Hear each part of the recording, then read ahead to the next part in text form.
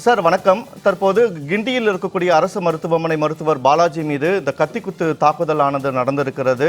மருத்துவர்கள் மீது அவ்வப்போது இது போன்ற தாக்குதல்கள் நடந்து வருகின்றன. நீங்க எப்படி பாக்குறீங்க சார்? வணக்கம். இது மருத்துவர்கள்னா அரசு மருத்துவர்கள் மட்டும் இல்ல, இது பொதுவாகவே மருத்துவர்கள் மீது தாக்குதல் தொடர்ந்து இந்தியா முழுவதுமே நடந்து வந்துட்டு இருக்கு. இதற்கு நாங்க முக்கிய காரணம் என்னன்னு நாங்க பாக்குறோம்னா, ஒரு மருத்துவ கட்டமைப்புகள் தான் பெருகி வருது. மக்களுக்கு டாக்டர்ஸ் மேல நர்சஸ் மேல எல்லாம் நம்பிக்கை இருக்கு. அதனாலதான் அரசு மருத்துவர்கள் முறைகளை நாடி வராங்க.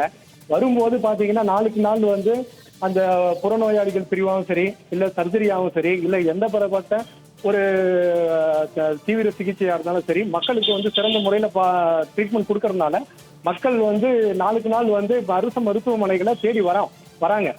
இதற்கேற்ற மாதிரி ஒரு பணியாளர்களை நாம நியமிக்கணும். நாங்க அதுதான் தொடர்ந்து வலியுறுத்திட்டு வரோம். நோயாளிகளுக்கு ஏற்ப நமக்கு அரசு மருத்துவருடைய எண்ணிக்கையும் நர்சுகளுடைய எண்ணிக்கையும் மட்டும் இல்லாம லோ கிரேட் சர்வெண்ட் என்று சொல்லக்கூடிய இந்த மருத்துவமனை ஊழியர்கள், அப்புறம் காவலாளிகள், இவங்களெல்லாம் எங்களுக்கு தேவையான அளவுக்கு எங்களுக்கு போஸ்டிங் போடணும்னு தான் நாங்க சொல்லிட்டு இருக்கோம்.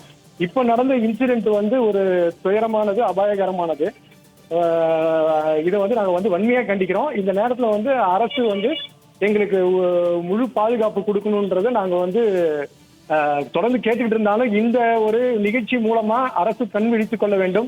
இது கல்கத்தா போல ஒரு பெரிய அளவுல ஒரு உயிர் சம்பவம் ஏற்பட்ட பிறகு அதுக்கப்புறம் நடவடிக்கை எடுக்கிறேன் அப்படின்னு சொல்றதெல்லாம் இல்லாம, இந்த ஒரு சம்பவத்தை முன்னிறுத்தி அனைத்து அரசு மருத்துவமனைகளிலும் நான் சொல்வது என்னவென்றால், மருத்துவக் கல்லூரி மருத்துவமனை மட்டுமல்ல, மாவட்ட தலைநகர் மாவட்ட தலைமை மருத்துவமனை, ஆரம்ப சுகாதார நிலையங்களில் அங்க இருக்கிற அந்த சேவை மையங்கள்ல கூட 24 மணி நேர சேவைகள் வழங்கப்படும் போது 24 மணி நேர பணி பாதுகாப்பு எங்களுக்கு தேவைப்படுது.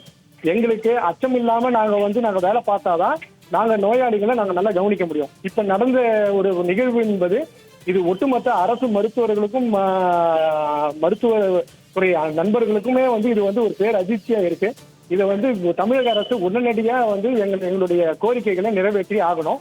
அது வரைக்கும் நாங்க கலைஞர் ஹாஸ்பிட்டல்ல பணி புறக்கணிப்பு தொடர்ந்து கொண்டுதான் இருக்கும்.